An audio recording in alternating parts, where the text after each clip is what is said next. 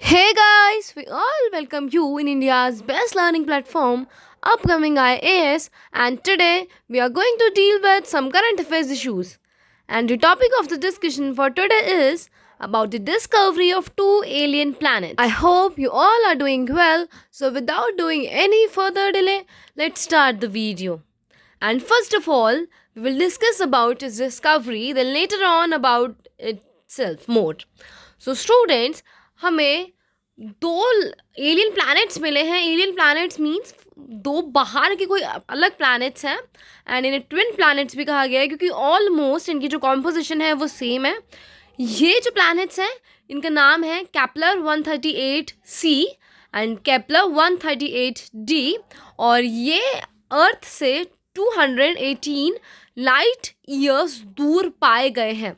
That's why they are exoplanets या फिर हम इन्हें एलियन प्लैनेट्स कह रहे हैं. एंड इसकी स्टडी जो है ये एक जनरल नेचर एस्ट्रोनॉमी इन्होंने पब्लिश करी है, तभी हमें पता लगा है कि हमें दो अलग प्लैनेट्स मिले हैं. हमारी गैलेक्सी में नहीं है वो, हमारी मिल्की वे गैलेक्सी में नहीं है, वो बाहर है. ओके, एंड रिसर्चर्स ने ये भी बता करा है कि एक फोर्थ प्लैनेट और है जो केपलर्स का प्लैनेटरी सिस्टम है उसके अंदर, that is Kepler 138e. Now moving on to the newly discovered planets, तो स्टूडेंट्स इन्हें हम ट्विन प्लैनेट्स भी कह रहे हैं एंड ये ocean worlds of Europa and Enceladus इस जगह पे डिस्कवर हुए हैं. इट मीन्स कि स्टूडेंट्स ये जुपिटर और सैटर्न के अराउंड जो ऑर्बिट है ना, moons orbiting Jupiter and Saturn, वो मून्स जो जुपिटर और सैटर्न के चारों तरफ चक्कर लगाते हैं उनके आसपास ये कहीं मिले हैं, ऐसा ये मानना है. और ये है कितनी दूर, ये 218 लाइट ईयर्स दूर मिले हैं.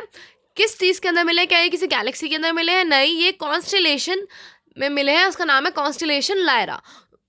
हो ना हो ये पहले किसी गैलेक्सी का पार्ट होंगे, बट लेटर ऑन इन्होंने अपना जो ऑर्बिटल पाथ होगा वो छोड़ दिया. दैट्स वाई अब ये किस चीज़ के अंदर आ चुके हैं? कॉन्स्टेलेशन के अंदर आ चुके हैं.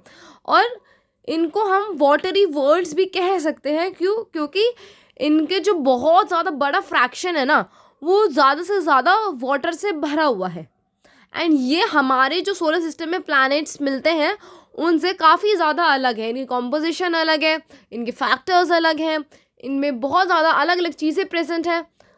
एंड मोर अबाउट इट कि ये 218 लाइट ईयर्स हमसे दूर है, तो इनकी जो फंक्शंस हैं वो तो हमसे अलग होंगे ही होंगे. Now moving on to its characteristics, तो ये जो प्लैनेट्स हैं Kepler 138c and Kepler 138d, इनका जो टेम्परेचर है, इनका वहाँ पे नॉर्मल टेम्परेचर हमारा जो बॉइलिंग पॉइंट होता है ना वाटर का, उससे ज़्यादा टेम्परेचर है इन प्लैनेट्स का. तो आप सोच सकते हैं इनकी कैरेक्टरिस्टिक्स कितनी ज़्यादा अलग होंगी और वहाँ पे पता ही नहीं कौन सर्वाइव करता होगा इतने ज़्यादा टेम्परेचर में. And they are termed as exo planets.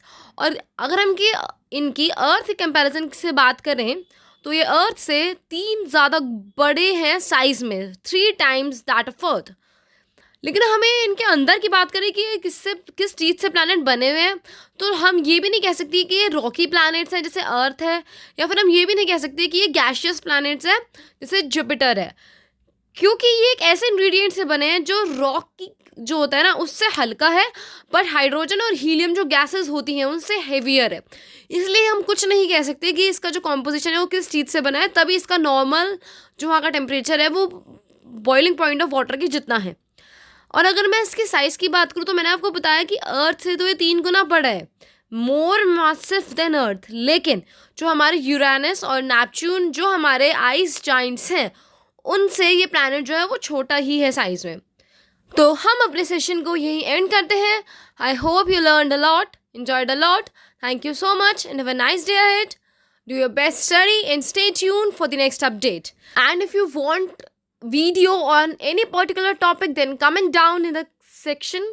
We will make sure that हम आपके लिए वो एक वीडियो ज़रूर बनाएं.